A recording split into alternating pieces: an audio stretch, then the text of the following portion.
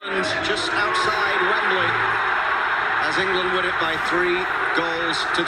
There will not be much work done in England on Monday. Here is England manager Thomas Tuchel with his reaction. Tuchel, the heart, the character, the quality, the resilience. How proud are you of that? Very proud, very proud. We needed everything. It was super difficult, and always in the moments when we thought we catch the momentum, we had like setbacks, but that's proper mentality. Well done. What about the reaction to those setbacks, though? Because England just stayed in it the whole way. Yeah, we had to. It's what I always tell you. This team is they really mean it. When the going gets tough, they never give up. They never lose belief. It was one step more. And when you've gone through something like this, beating Mexico here, what can stop you now? Norway. It's as easy as it is. We need 2 days now. We need to take this in. This is Azteca. It's Mexico. It's a crazy, crazy game. We left everything out there, every single one of us. So they need to take this in, and now it's full steam ahead. Thank you, Thomas. Well done. Well, it's all of the England fans left behind now here at Jackpool Plaza, outside our Bell Media World Cup studios. And they are celebrating an incredible victory. They will look back on this as one of the great England World Cup performances. To go into the Azteca Stadium and then to win 3-2, a place where Mexico just don't lose competitive games. What was it, 2 in 88 that they've lost? They don't concede goals, usually there. It's the first time they've ever conceded multiple goals in a World Cup game at the Azteca Stadium. First time they trailed in a game in a World Cup at the Azteca Stadium. Just to put it into perspective, we'll talk about Mexico and what this means for them as the host nation. They got some momentum coming into this one. Now they are out just as Canada. The US stands alone as the last host nation remaining. They'll play Belgium tomorrow night.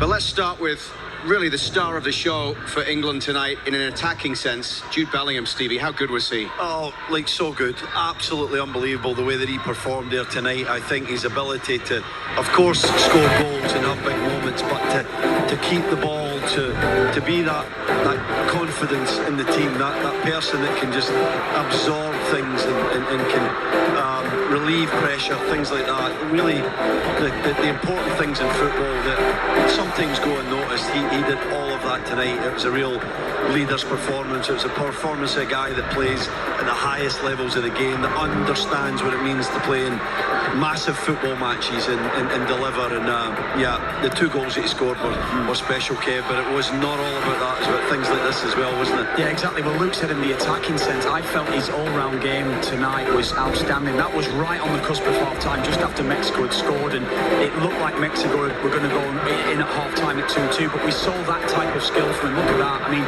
he's a $1 million player. He, as you say there, Stevie, he plays for a big club, Real Madrid, and Thomas Tuchel put doubts in his mind, I think, coming into this World Cup. Thomas Tuchel questioned him that he might not even be, in the starting 11, perhaps not even in the 26. I think it was a bit like that for him, and he has shown his quality, not just in tonight's game, but across this World Cup. But tonight especially, Terry, showed that if England are going to win the World Cup and if England are going to do something special here, it will invariably down to how Bellingham performs. I agree. I thought he really led by example and in big moments scored. He did some of the ugly side of the game, but I thought it wasn't a tactical masterclass today. I thought the game was broken at times, and he found space. He drove the team up the pitch, and if I'm playing with him, it makes me better. I want to follow him and continue to follow him deeper into this competition. Yeah, when you think about the difference in this game between Mexico and England, I think he comes to the front of the mind, because the difference in the teams here was quality, real top level quality, movement, goals, passages of play where you just change the game, and Bellingham epitomised that for England for me. I thought he was easily their best player. Pickford was pretty good as well. Yeah. Pickford was good, but goals win games. Yeah, I know. I mean, 2 goals like he scored were really, really special. He deserves all the plaudits. He has a ton of pressure on his back. He has had that pressure, Kev, since he was a teenager. He continues to absorb it, like him, love him, whatever. He is a big-time player, a big-time personality. He's delivered on the big stage. Right, you talk about pressure since he was a kid. You know, he played for Birmingham City as a young teenager, and all of a sudden then he becomes captain of Birmingham as a young teenager before moving to Borussia Dortmund and then of course on to Real Madrid. And you talk about the class, I mentioned before, a near 800 million transfer value, a side of 80 for Mexico, and it showed. See that, it yeah. really showed in the final third, Luke. In the end, it hasn't cost them, but Kwanzaa really could have today with that challenge. It's incredible the referee didn't see that Yeah. or that other penalty Knew live straight in away this when you game. see, and obviously we're at a camera angle that's so far away, but you could see the severity. Really bad tackle. That's the worst tackle we've seen this tournament. Yeah. That is a leg breaker. He's really lucky that Gallardo has his foot off the ground, otherwise he's broke his leg there. It's awful, and I'm not suggesting that How is it Kwanzaa you're was saying- trying to hurt him. No, it's terrible. And or thought of that we're up 2-1 is Yeah. just after halftime. I don't even need to do that. In the moment, change your mind. And another tough one for England too is just the yellow card for Bellingham late.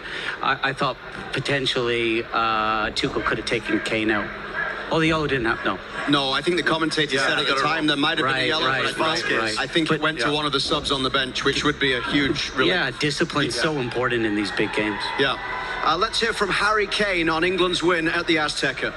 Well, Harry, huge congratulations. What a contest, what a win. But I just firstly wanted to ask you what's happened over there by the England goal, because there looks to be some concern. Yeah, Jordan, my place is gone.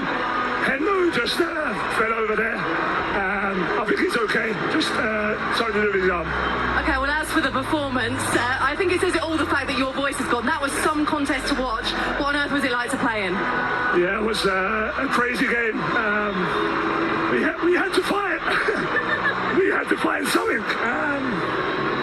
Yeah, I've just been sitting there. I can't really talk, but yeah, all the occasion, the team, everything against us, we found a way. I was going to say, is that what pleases you the most, the resilience today? Because even your penalty, a word on that as well, not the one you scored, the one you conceded. What did you make of that? Yeah, I thought I got to the ball first.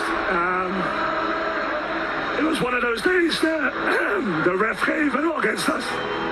And in the end it didn't matter, so yeah, I'm happy. I'm going to try one more question if your voice holds out. What can this do for England going forward? You've got a quarter-final in Miami against Norway to look forward to. What can the England fans look forward to now? Well, just look at them here. Incredible. Unbelievable support. Speechless. I can't even talk, so. Go and rest that voice. Rest up. Thanks, Harry.